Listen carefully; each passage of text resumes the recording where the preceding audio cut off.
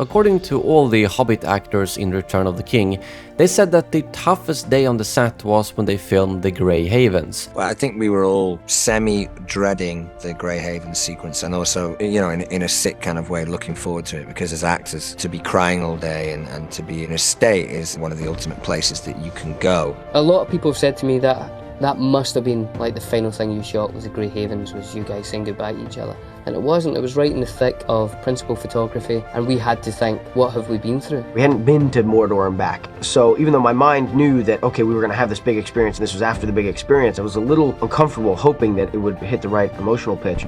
But that was if everything would have gone as planned. So we spent the whole day doing this scene, and basically in tears, like for the whole day. And, you know, it just gives you a headache, and it's really hard to get to that emotional pitch. So when the end of the day came, although it was a great day, it was like, oh, thank God that's over, you know, that's, you know, and we've got it, and that's great.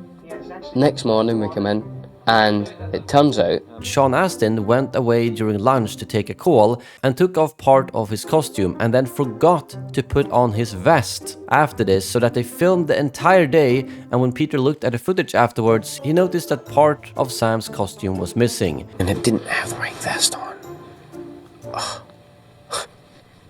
I didn't have the right vest on. So we had to reshoot it. can you believe that this scene that was just like so kind of emotional, but then you had to go back knowing what it was going to feel like filming another whole day of that. So it was like, oh. It was one of those moments where you felt that you captured magic and you didn't know whether you could ever do it again. And after this, there was a little bit of a witch hunt for Sean Astin, considering he basically caused them to have to film yet another full day. We were just crushed. You know, we were just all so deflated. And I remember the three other hobbits looked at me like, we will kill you. You jerk. I mean, I felt so sorry for Sean Astin, but I was part of the witch hunt that went on.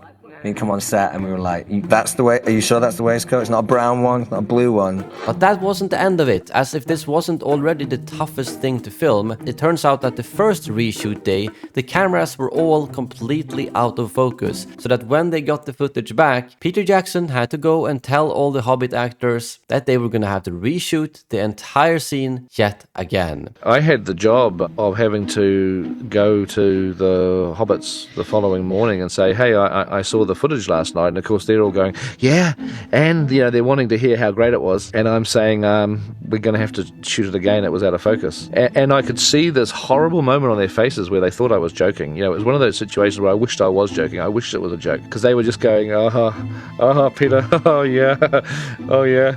You know, it was like Peter's trying to pull our leg again, and it was like, guys, I promise you I am not joking, this is absolutely serious. So we had to redo it again.